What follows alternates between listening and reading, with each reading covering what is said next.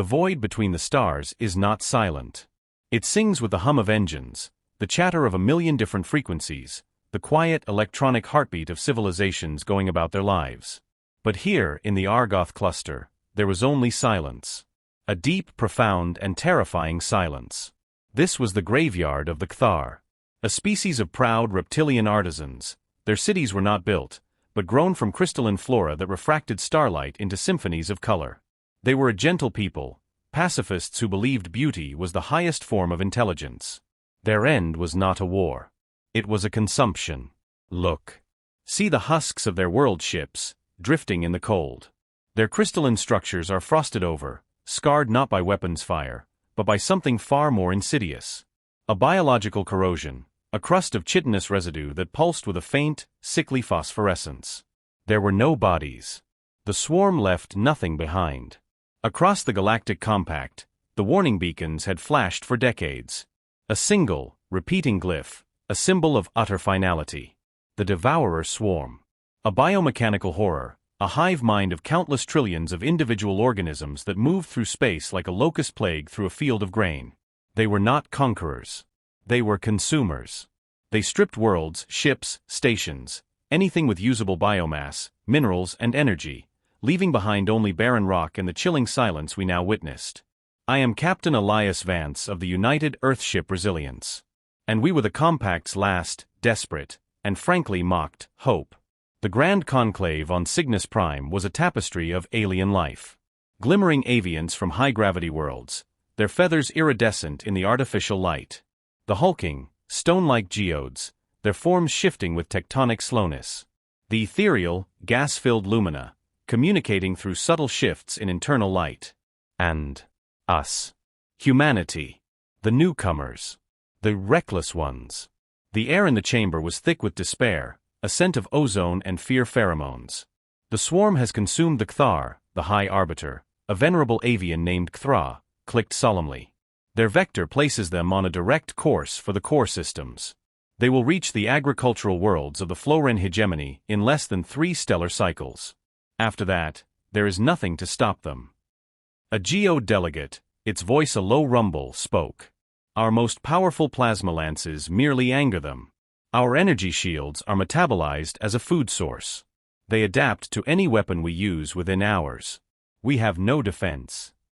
We must evacuate, a Lumine delegate pulsed with soft, panicked light. A mass exodus. Abandon the core. To where? Cthra's voice was sharp.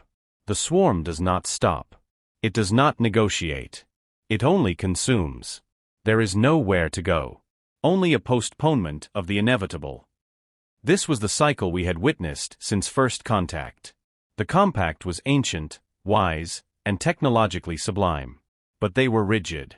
They fought wars with elegant, predictable rules of engagement. The swarm followed no rules.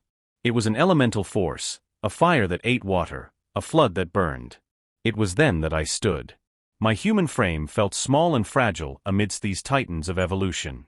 High Arbiter delegates, I began, my voice amplified by the translator bead on my collar. The United Earth Governance proposes an alternative to evacuation or direct confrontation. A wave of skeptical color washed through the Lumine. The avians ruffled their feathers dismissively. We propose a study, I said. A containment and analysis mission. The silence that followed was louder than any alarm. Study? Cthra finally asked, his beak clacking in disbelief. Captain Vance, you speak of the Devourer Swarm. It is not a subject for your scientific curiosity. It is a plague. All due respect, High Arbiter, I pressed on, my heart hammering against my ribs. Our analysis of the swarm's behavior suggests it is not mindless. It's a complex, distributed intelligence. It learns. It adapts. But to fight something, you must first understand it. We believe there may be a way to redirect it. To communicate. The chamber erupted. It was not a loud eruption, but a quiet, horrified one. Communicate. The geo-delegate boomed. This is the folly we feared when you joined the Compact. Your species' obsession with communication, with finding common ground with forces of nature. You would get close to a star to ask it not to burn you. It is precisely that obsession that has allowed us to survive our own history, I countered, my voice steady despite the tremor in my hands. We have faced extinction-level events on our own world. We did not always win through superior firepower. Sometimes, we won through understanding. We tamed the wild beasts of our world, not by exterminating them, but by learning their language. Kthra looked at me, his large black eyes unreadable.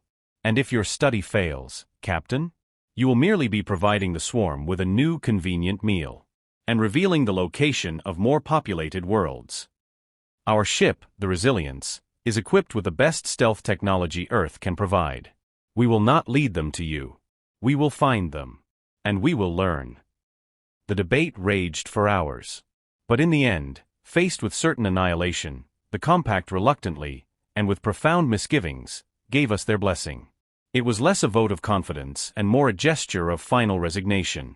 They were giving the doomed a chance to play with fire. As I left the chamber, a young avian aide, barely an adult, approached me. Captain, your people are either the bravest or the most foolish beings I have ever encountered. I offered a small, tired smile. In my experience, son, the two are often the same thing.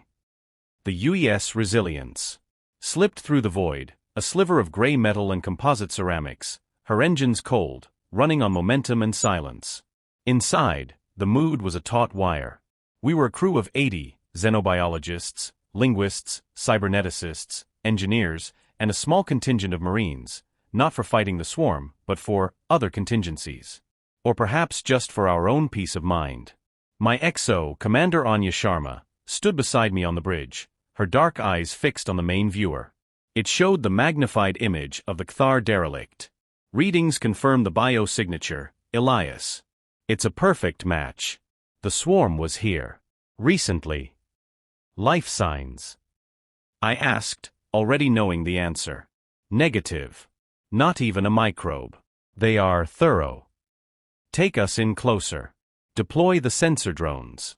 I want a full spectral analysis of that chitinous residue. Let's see what they left behind. The drones, little more than silent sensor-packed spheres, glided from our bays and towards the dead world ship. 4 hours, data streamed back to the science labs. Dr. Eris Thorne, our chief xenobiologist, was in his element, his voice a constant, excited chatter over the comms. Fascinating. The residue isn't just waste, Captain. It's a complex polymer, laced with nanoscale filaments. It's a data storage medium. A memory. A memory of what, Doctor? Anya asked, her voice tight. Of consumption. The entire process is recorded here. The breakdown of crystalline structures, the absorption of energy signatures. It's a log. No, it's more than that. It's a recipe. The idea was chilling. The swarm didn't just eat, it learned how to eat better next time. Suddenly, the serene horror of our investigation was shattered. Captain. Ensign Riley at the sensor station called out, his voice cracking. Unidentified contact. Emerging from the shadow of the derelict. It's small, but it's moving fast. Directly towards us. On the viewer, a new shape resolved. It was a swarm organism, a scout. It looked like a nightmare rendered in bone and obsidian. It was asymmetrical, all jagged edges and hooked appendages, with a single pulsing organic engine glowing at its core. It was no larger than one of our shuttles, but it moved with a terrifying insectoid grace. Red alert. All hands, battle stations. Anya's voice was calm, but her knuckles were white on her console. They were lying in wait. Evasive maneuvers. I ordered. Do not, I repeat, do not fire. Power up the point defense lasers, but set them to targeting lock only. I want a warning shot across its bow. Elias, are you insane? Anya hissed. It's coming right for us. We're here to learn, Commander. Let's see what it does. The Resilience heeled over, our thrusters flaring. The swarm scout adjusted its course instantly, without a millisecond of hesitation. It was faster, more agile. It closed the distance in a heartbeat. It didn't fire a weapon. It simply extended a barbed, proboscis-like appendage and slammed it into our hull near the starboard engineering bay. A shudder ran through the ship. Alarms blared. Breach. Decks 4 and 5. Atmosphere containment fields are holding, but it's attached itself. It's starting to chew. Marine squad to the breach point. Non-lethal force only. Stun grenades, sonic emitters. I was out of my chair. Anya, you have the bridge. I'm going down there. Captain, no. That's an order, Commander. I sprinted to the armory, grabbing a kinetic rifle and a heavy-duty environment suit. By the time I reached the corridor outside engineering, the air was filled with the screaming of tortured metal and the sharp, acidic smell of the swarm. The Marines had formed a cordon, their weapons trained on the horrific scene. The proboscis had punched through the hull and was now widening the hole, its edges lined with rotating diamond-hard mandibles that shredded our ship's armor like paper. A viscous, amber fluid dripped from it, sizzling where it touched the deck plates. It was metabolizing our hull. "It's ignoring us, sir," Sergeant Valerius reported, her voice grim behind her helmet. "We hit it with sonic emitters. It flinched, then adapted. The frequency is now useless." I watched, my blood running cold. This wasn't an attack, it was a feeding. We were a fruit, and it was taking a bite. Then, something extraordinary happened. A young engineer, Corporal Leo Finn, was caught on the wrong side of the breach when a secondary conduit burst, spraying the area with superheated coolant. He was pinned, his leg trapped under a fallen beam, his suit integrity failing. The swarm scout's proboscis stopped its grinding. It seemed to sense the new source of energy. The coolant. It retracted from the hull metal and began to swing towards the trapped engineer. "No!" I yelled, raising my rifle. The rules of engagement be damned. But before I could fire, another figure moved. It was Dr. Thorne. He had followed me down, ignoring the danger. He wasn't wearing a combat suit, just a standard lab coat and a breathing apparatus. In his hands, he held a large bulky device, a high-powered multispectral scanner he had been modifying. "Don't shoot it," he shouted, his voice muffled by his mask. He activated the scanner, aiming it not at the proboscis, but at the main body of the scout, still visible through the breach. The device emitted a piercing, complex shriek of overlapping frequencies, a playback of every data fragment we had gathered from the Cthar residue, mixed with high-energy particle noise. The swarm scout froze. Its entire form shuddered. The pulsing glow of its engine stuttered erratically. It was confused. The data we were blasting at it was a record of its own consumption, but it was corrupted, chaotic, meaningless. For a hive mind that thrived on order and efficiency, it was an assault on its very consciousness. In that moment of confusion, the Marines acted. Two of them rushed forward, braving the acidic drips, and hauled Corporal Finn to safety. A medical team rushed him away. The swarm scout's proboscis retracted completely from the hull. It hovered for a second longer, then with a final violent shudder, it disengaged and shot back into the void, disappearing into the darkness. The immediate danger was over. We had survived the first contact. But we had a gaping hole in our ship, a wounded crewman, and a terrifying new piece of data. Back on the bridge, Anya looked at me, her face pale. "It stopped." "Why did it stop?" I took a deep breath, looking at the starfield where the scout had vanished. "It didn't recognize the signal, Anya. We didn't fight it with weapons. We fought it with nonsense. We gave it indigestion." Dr. Thorne, now on the bridge comms, was ecstatic. "Captain, it's a language. Their communication isn't sonic or electromagnetic in any way we understand. It's a constant real-time exchange of consumption data. That residue, it's how they talk. They share information about resources, about threats, about efficient patterns of consumption. We just screamed gibberish at it in its own native tongue." A grim realization settled over me. We had been right. The swarm was an intelligence. A horrifying, alien and rapacious one, but an intelligence nonetheless. And we had just taken the first faltering step in learning its language. The Compact believed we were fools. But a fool with a dictionary is more dangerous than a sage with a blaster.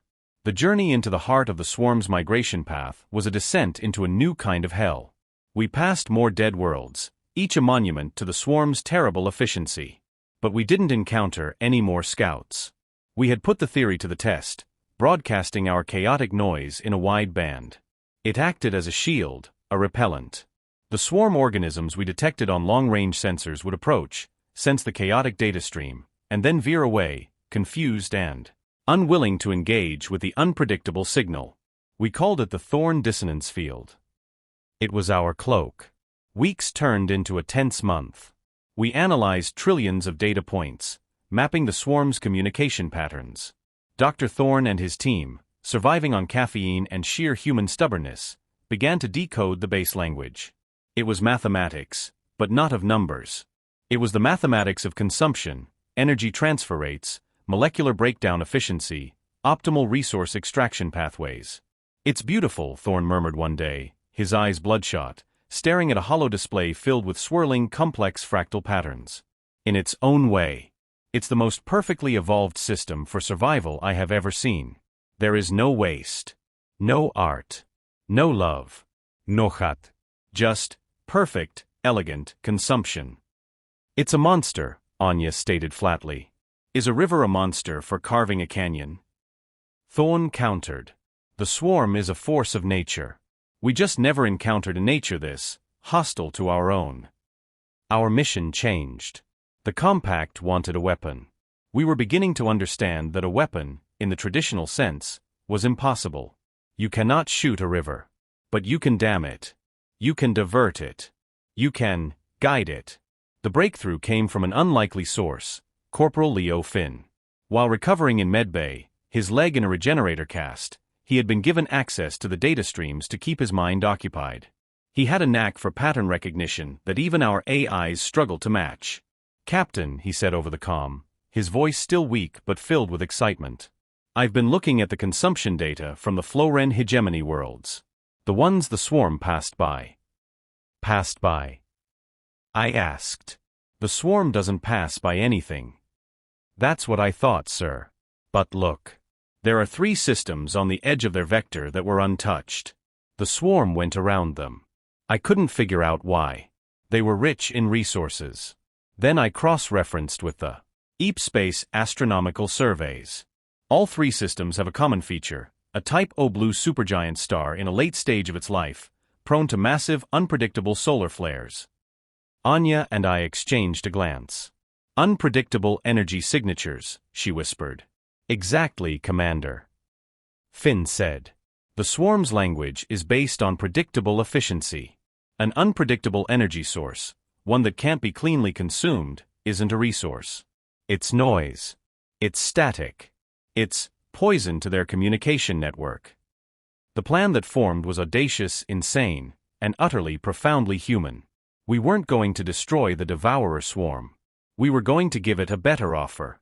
We identified the swarm's main body, a conglomerate mass millions of kilometers wide, a living asteroid field of chitin and hunger, moving towards a densely populated cluster of agricultural worlds.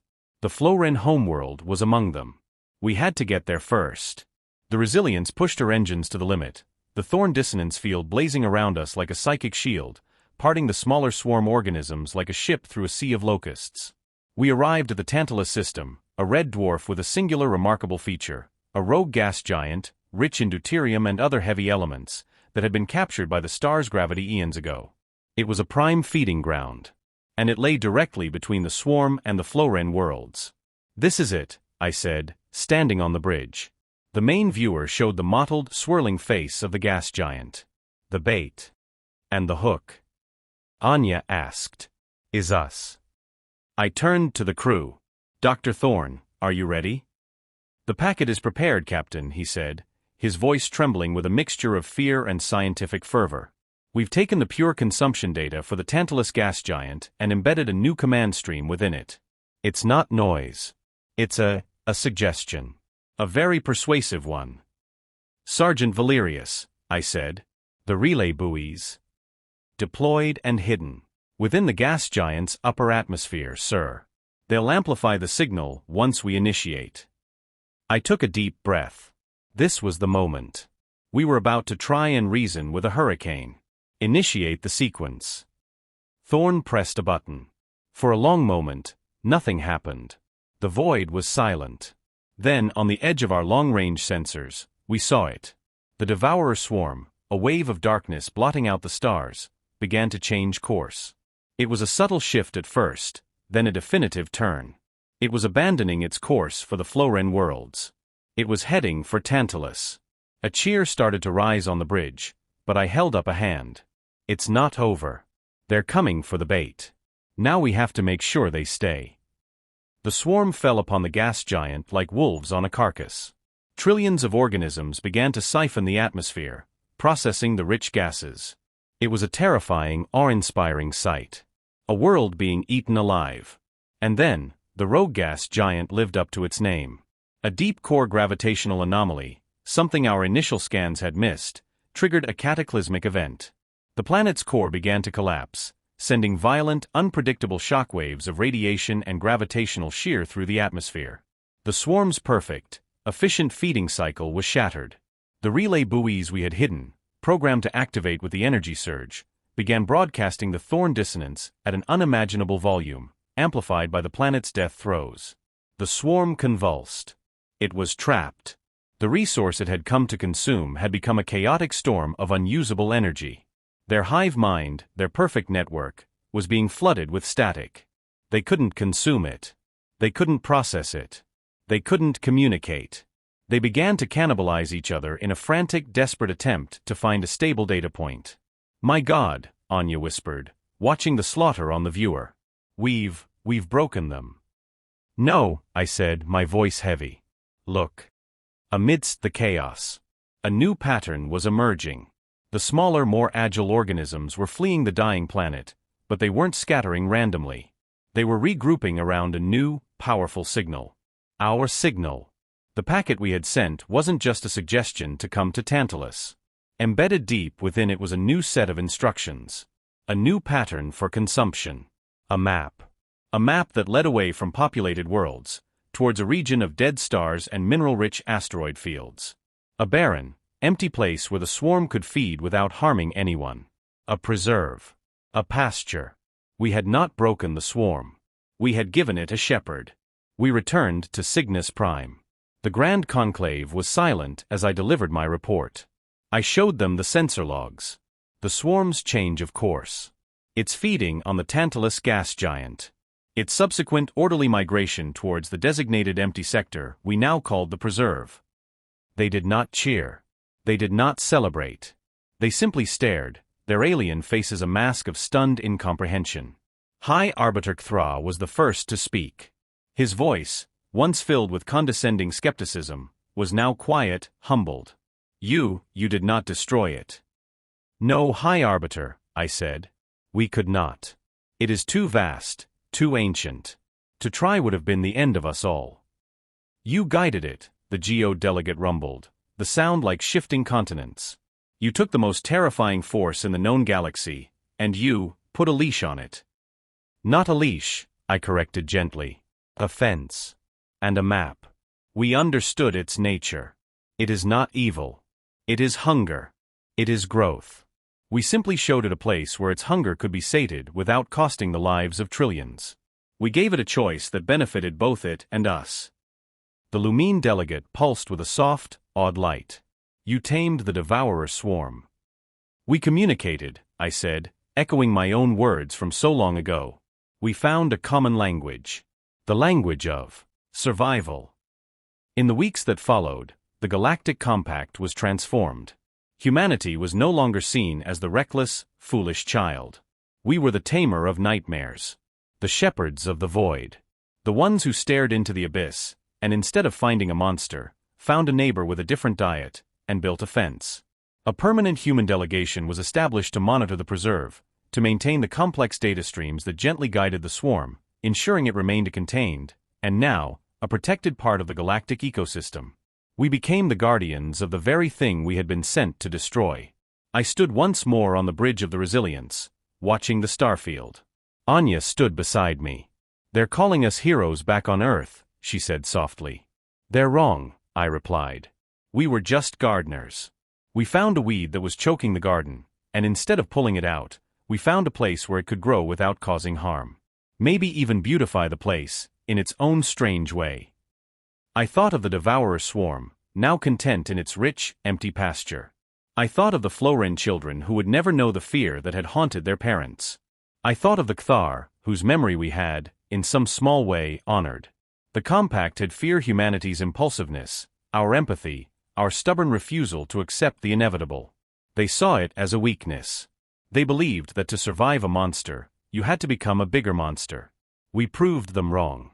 We proved that the greatest strength is not the power to destroy, but the wisdom to understand, the courage to communicate, and the compassion to find a way for all life, no matter how alien, to endure. The galaxy had trembled before a mindless devourer. They could not conceive that the true power lay not in meeting hunger with greater hunger, but with the simple profound act of offering a different path. And for the first time, the galaxy understood what it truly meant to be human. We are the gardeners, the bridge builders, the tamers of storms. We look upon the impossible not as a wall, but as a door waiting to be opened. Our legacy is not written in the empires we crush, but in the harmonies we create from the discord of the cosmos. We are small, and fragile, and fleeting. But we carry within us an indomitable will to understand, and in that understanding, to find a way forward for all. If this story moved you, subscribe for more human stories from the stars.